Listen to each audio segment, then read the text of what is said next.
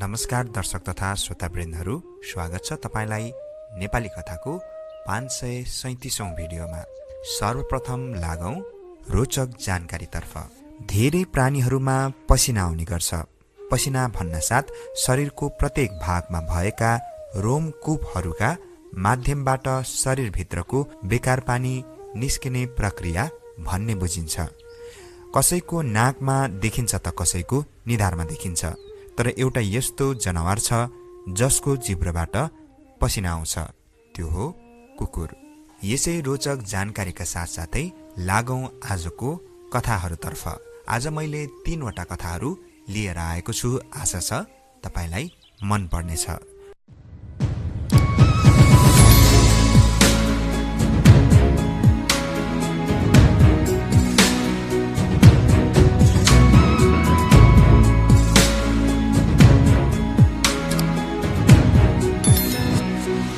सबैभन्दा पहिलो कथा रहेको छ सुनको रुख।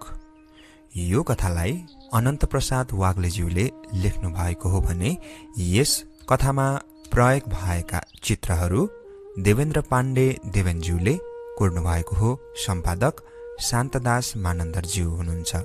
सुनको रुख नदीका बालुवा चाल्दै खोजी हिँड्नेहरूको कथा हो। कथा राप्ती नदी बीचको टापुको बालुवा चाल्दै रहेको काजोल, उनका बा रामनन्द, उनकी आमा र मामाले बेहोरेको प्राकृतिक विपदको कथा हो। तिनीहरू काम गरिरहेको टापुलाई छोप्दै नदी जब अचानक बढ्यो, तिनीहरूले आफू बाढीबाट जोगिन उम्कने कुनै बाटो देखेनन् र टापुको बीचमा रहेको रुखमा चढे। बाढीले त्यसलाई समेत हल्लाउन थाल्यो। यसरी जीवन र मृत्युको दोसाँधमा रहेर सङ्घर्ष गरिरहेका अत्यन्त वास्तविक देखिने तिनीहरूको यो कथा सुरुदेखि अन्त्यसम्म कौतूहलपूर्ण छ। आखिरमा गाउँलेहरूले चलाएको हल्लीखल्ली र सेनाका जवानहरूको समयमै गरिएको शीघ्र प्रयत्नमा तिनीहरू चारैजनाको उद्धार हुन्छ। आशा छ तपाईलाई यो कथा मन पर्नेछ। गुहार गुहार, हामीलाई बचाओ, आमाको चर्को स्वर सुनियो। आमा एक्कासी कराएको सुनेर काजोल झसङ्ग भई ऊ टापुको बालुवामा खेलिरहेकी थिए। उसले यताउता हेरी। उसले टापुमा भने अरू केही देखिन। आमा कालो निलो भएकी थिइन्। आमासँगै बुबा र मामाहरू पनि थिए। सबै डरले थुरथुर कापिरहेका थिए र हडबडाइरहेका थिए। आमा भने ठुल्ठुलो स्वरले कराउँदै गुहार मागिने रहेकी थिइन्। काजलको सिंह परिवार त्यो दिन त्यस टापुका बालुवामा सुन खोज्न पुगेको थियो। टापु ठुलो थियो, टापु बालुवाको थियो र कतै कतै ढुङ्गा माटो पनि थियो र त्यहाँ साना साना बोटहरू उम्रेका थिए भने टापुको बिचैमा एउटा रुख पनि थियो।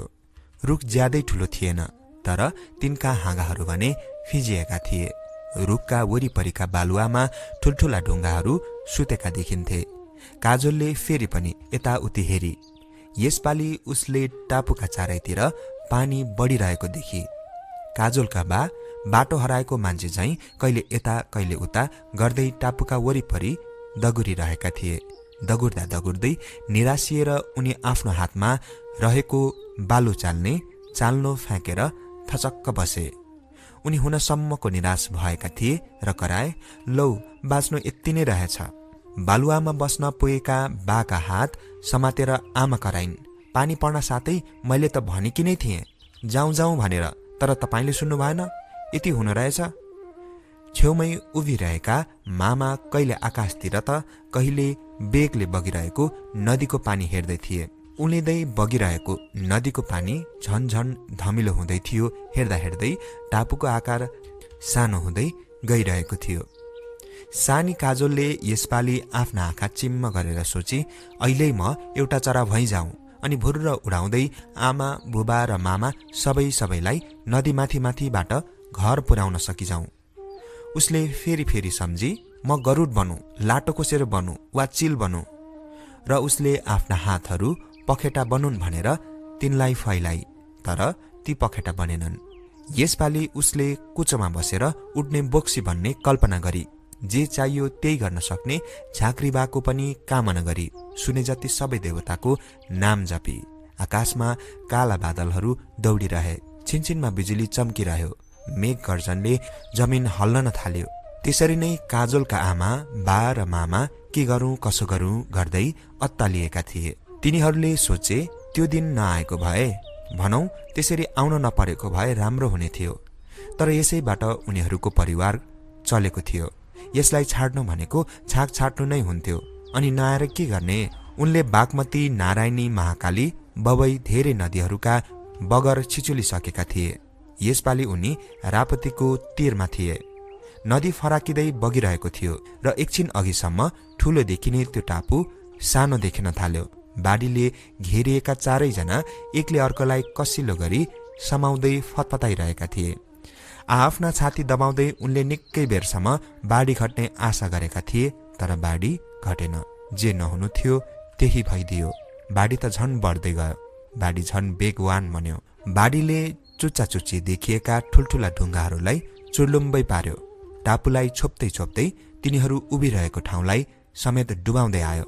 अहिले काजलका बा रामनन्दले मनमा नै विचार गरे, सबैजना हात समातेर बाढीमै पसौँ, आखिर नबाज्ने नै भयो। सास छौन्जेल आस। उसको मन फेरि बदलियो। बाढीले दबेटिएका तिनीहरू टापुको बीचको त्यसै रुखमा चढे।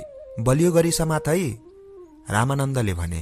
उनले आफैले काजललाई काखैमा च्याप्प समातेर एउटा बलियो हाँगामा आड लिए। टापुलाई ढाक्दै झ्याङ र झाडीहरू डुबाउँदै रुखसम्म आइपुगेको बाढीले अब रुखलाई पनि हल्लाउन थाल्यो।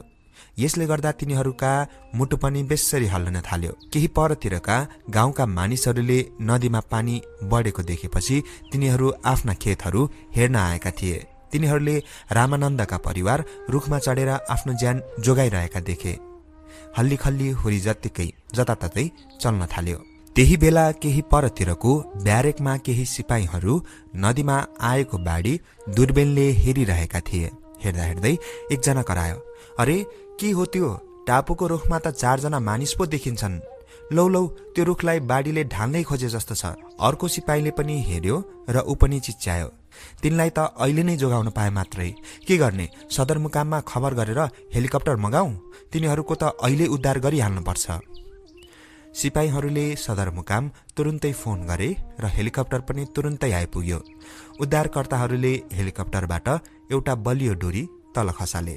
काजललाई आफ्नो पटुकाले बाँधेर बोकिरहेका उसका बाले काजललाई बोकेरै डोरी समाते र रुखलाई छाडे। त्यसरी नै काजलकी आमा र मामाले पनि डोरी समात्दै रुखलाई छाडे। डोरी समातेर बस्नु कम गाह्रो थिएन, तर डोरीमा पारेका गाँठोहरूमा टेकेपछि भने तिनीहरूलाई अलिकति सजिलो भयो। त्यसपछि तिनीहरूले आँखा चिम्लँदै लामो सास फेरे। यसरी तिनीहरूको उद्धार भयो। त्यो दृश्य हेरिरहेका गाउँलेहरू हेरा हेरै उद्धारकर्मीहरूको तारिफ गरिरहेका थिए। काजल र उसको परिवारलाई उद्धार गरिसकेको मात्र के थियो, बाढीले टापुको त्यस रुखलाई हेरा हेरै पल्टाएर लग्यो। अहिले पनि काजल त्यस रुखलाई बारम्बार झलझली देख्ने गर्छ।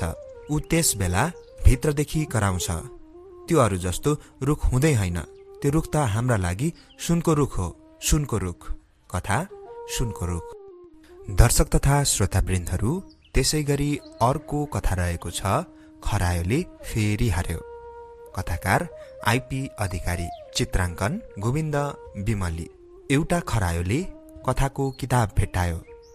त्यो किताब उसले चाख मानेर पढ्यो। त्यस किताबमा उहिले दौडमा खरायो कछुवासँग हारेको कथा रहेछ। जाबो कछुवासँग पनि हार्नु? कथा पढिसकेर जोसिँदै खरायोले भन्यो, अब हाम्रो पालामा पनि दौड गर्ने। कछुवालाई म जितेरै छाड्छु अनि नयाँ कथा लेख्नेछ। खरायोले त्यही दिन एउटा कछुवासँग दौड प्रतियोगिता गर्ने प्रस्ताव राख्यो। कछुवा भाइ, तिमीहरू चाँडो दौडन्छौ रे, एकपल्ट हामी बीच दौडको प्रतियोगिता गरौँ है। अब यस्तो दौडिने पुराना कुरा नगरौँ। चराभन्दा छिटो हवाई जहाज उड्छ, हेर त माथि। कछुवाले आकाशतिर देखायो, तर खरायोले ठिपी छाडेन। एक दिन दौड प्रतियोगिता हुने नै भयो। खरायो र कछुवाको दौड सुरु भयो। खरायो खुरुरु दौडेर पर पुगिहाल्यो। लामकानेले जित्ने भयो। म के गरौँ होला? कछुवाले चिन्तित हुँदै मनमा नै सोच्यो। केही छिन दौडेपछि खरायोलाई थकाइ लाग्यो। ऊ विश्राम गर्न रुखको फेदमा गयो। यसरी सुस्ताउन हुन्न, नत्र भुसुक्क निदाउला र पुरानो कथा जस्तै कछुवाले जित्ला। ऊ आफैसँग भन्न थाल्यो, तर यस्तो विदित चर्को घाम के गरी छिटो पुग्ने होला त? यसपल्ट खरायोले चलाखी गर्ने विचार गर्यो। लौ विचार फुर्यो। उहिले बस चल्दैन थियो, हिजो आज चल्छ। विज्ञान र प्रविधिको जमाना, हा हा हा।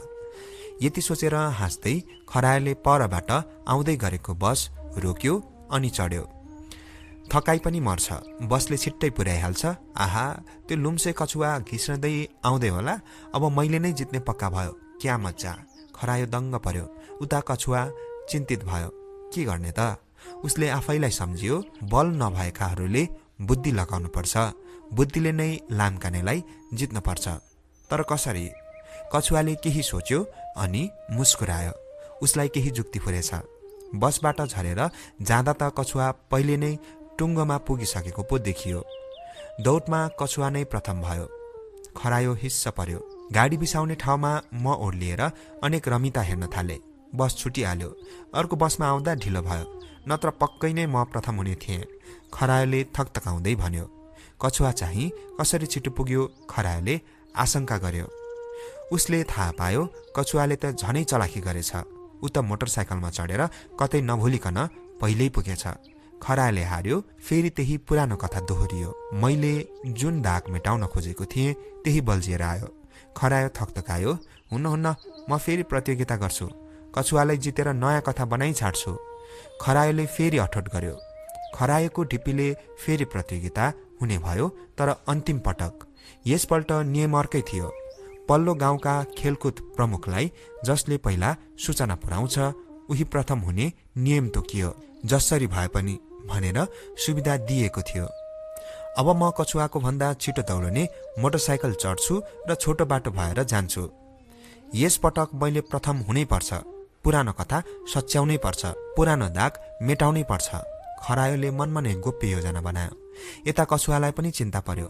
ओहो, के गर्ने होला? मोटरसाइकलमा धेरै हुइकिनु खतरा हुन्छ। ढिपीले काम चल्दैन। कछुवा उपाय सोच्न थाल्यो। लौ विचार फुर्यो। कछुवाले जुक्ति निकाल्यो। खरायो मोटरसाइकल चढेर समाचार सुनाउन गयो। कछुवा भने देखिएन। प्रतियोगिता पनि सम्पन्न भयो। साँझ नतिजा घोषणा भयो। फेरि पनि कछुवा नै प्रथम भयो। खरायो अचम्ममा पर्यो। कसरी कछुवाले मैले भन्दा अगाडि समाचार पुर्यायो? यो त हुनै सक्दैन। खरायो जोडले करायो। कछुवा केही बोलेन र मुस्कुराउँदै आफ्नो हातको मोबाइल फोन उचालेर खरायोलाई देखायो। खरायो हिस्स पर्यो। बल्ल खरायोले कुरा बुझ्यो। जसरी भए पनि खबर पहिला पुर्याउन थियो। कछुवाले मोबाइलबाटै पुर्याएछ। खरायोले मनमा नै भन्यो। फेरि पनि मेरो बुद्धि पुगेन अनि म हारे। हामी खरायोले फेरि हार्यौं। फेरि अर्को कथाको किताब छापिएछ। खरायोले कथा पढ्यो। हिस्स पर्यो। कथाको शीर्षक थियो खरायोले फेरि हार्यो। तपाईलाई यो कथा कस्तो लाग्यो कृपया कमेन्ट गर्नुहोला। त्यसै गरी अब लागौं अर्को तथा आजको यस भिडियोका लागि अन्तिम कथा रहेको छ। कथाको शीर्षक हजुरबाको लुतो। कथाकार तुलसीहरी कोइराला। चित्र भण्डारी खहरे।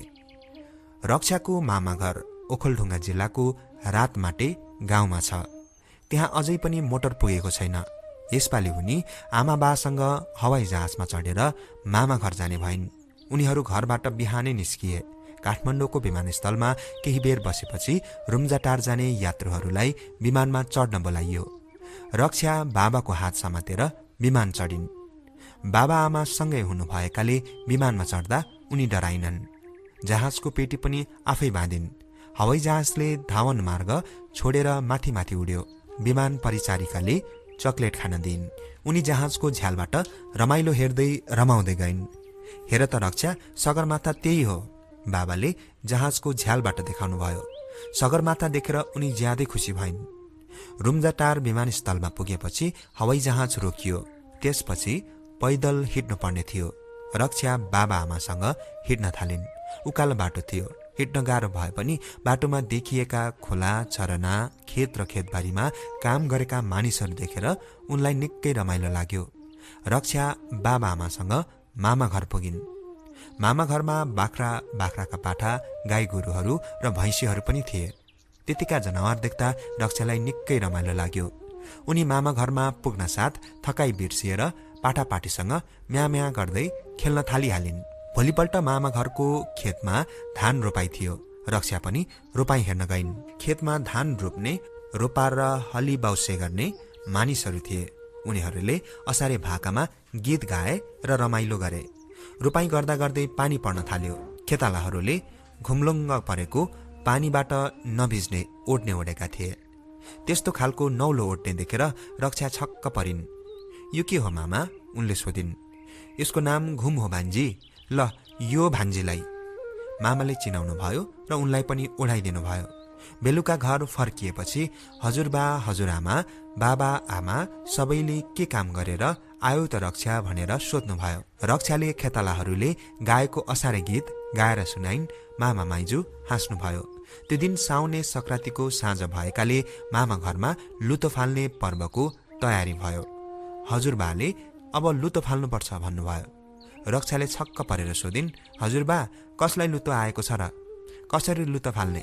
लुतोलाई त औषधि पो लगाउनुपर्छ, फालेर निको हुन्छ त? रक्षाका कुराले सबैजना गलल्ल हाँस्नुभयो। हजुरबाले भन्नुभयो, मलाई आएको छ नि लुतो, अब फाल्नुपर्छ। हजुरबुबाले दियो कलश थापेर देवी देवताको पूजा गर्नुभयो अनि सबैजनालाई काम बाँड्नुभयो।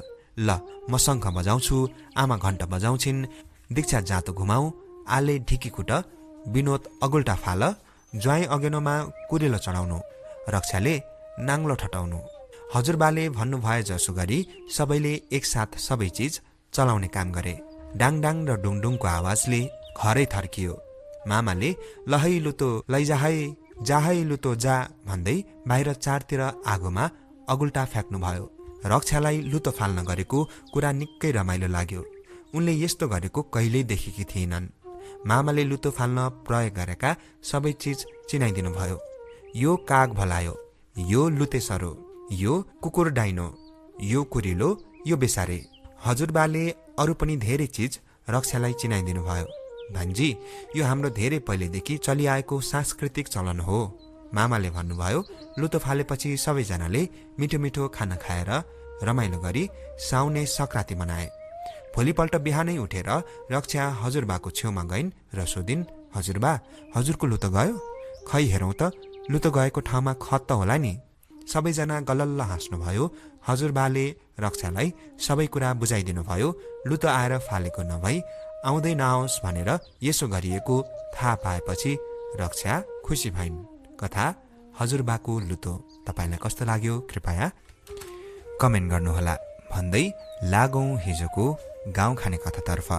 हिजो मैले सोधेको गाउँ खाने कथा रहेको थियो, जति ठटायो उति रमाउने के हो, र यसको सही उत्तर रहेको छ मादल, तबला वा ढोलक पनि हुन सक्छ। अब लागौं आजको गाउँ खाने कथातर्फ। आजको गाउँ खाने कथा रहेको छ जता गए पनि पटुकै ओछ्याएको के हो। प्रश्न एकपटक फेरि, जता गए पनि पटुकै ओछ्याएको के हो। यस प्रश्नको उत्तर तपाईलाई थाहा भए कृपया यसै भिडियोको मुनि कमेन्ट गर्न नबिर्सनुहोला। भन्दै लागौं हिजोदेखि अहिलेसम्म कमेन्ट गर्नुहुने सम्पूर्ण दर्शक श्रोताको कमेन्ट वाचनतर्फ।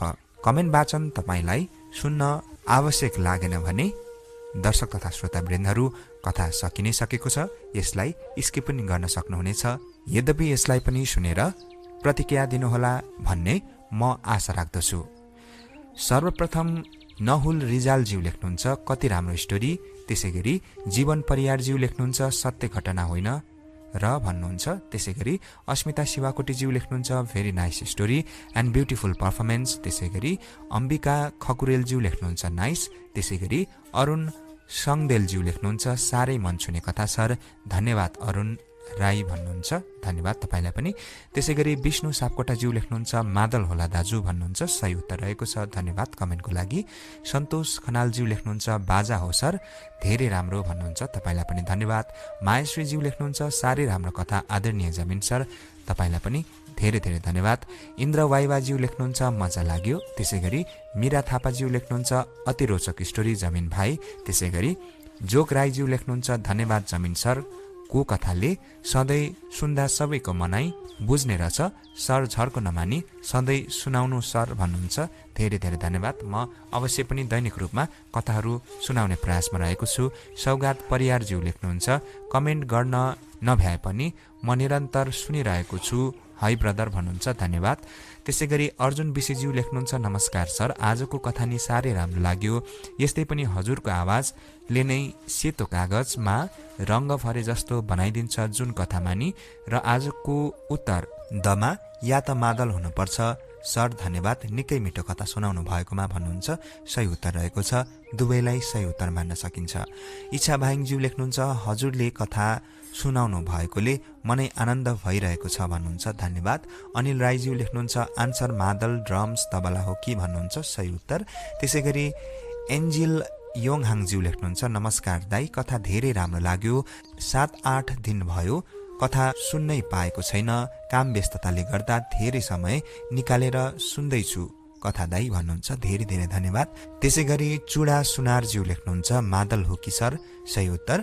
कुमार थापाज्यू लेख्नुहुन्छ, भेरी गुड स्टडी, धन्यवाद। त्यसै गरी नन्दकिशोर बानियाज्यू लेख्नुहुन्छ, नमस्कार सर, उत्तर मादल हो कि, सही उत्तर रहेको छ। सन्तोष राईज्यू लेख्नुहुन्छ, न्यानो सेकेन्ड भनेको 1 सेकेन्डको भाग हो भन्नुहुन्छ। त्यसै गरी माया मगरज्यू लेख्नुहुन्छ, नमस्कार जमिन सर, अति नै सुन्दर लोककथाको लागि धन्यवाद र आजको गाउँ खाने कथाको उत्तर मादल बजाएको हो भन्नुहुन्छ। त्यसै गरी अजित कार्कीज्यू लेख्नुहुन्छ, भेरी नाइस। एसके गेमिङज्यू लेख्नुहुन्छ, नाइस। राजकुमार लिम्बुज्यू लेख्नुहुन्छ, धन्यवाद भाइ, ज्ञानमूलक कथा वाचन गर्नुभएकोमा समय मिलेमा नियमित सुने गर्छु भन्नुहुन्छ। अरुण शङ्करज्यू लेख्नुहुन्छ, मादल जस्तो लाग्यो सर। सरोज देवकोटाज्यू लेख्नुहुन्छ, हल्का कार्टुन स्टाइलमा कथालाई भिडियोको रूपमा देखाउनु भएको भए हुन्थ्यो हजुर भन्नुहुन्छ। म प्रयास गर्नेछु। अमित बेलबासेज्यू लेख्नुहुन्छ, फर्स्ट कमेन्ट्स। त्यसै गरी भेषबहादुर कार्कीज्यू लेख्नुहुन्छ, घामले नदेखिने त छाया भन्नुहुन्छ। उहाँले नै अति सुन्दर भनेर कमेन्ट गर्नुभएको रहेछ। कमेन्ट गर्नुहुने सम्पूर्ण दर्शक श्रोताज्यूलाई धेरै धेरै धन्यवाद भन्दै आजको कथा बसाइबाट म कथावाचक जमिन राईलाई पनि बिदा दिनुहोस्। नमस्कार।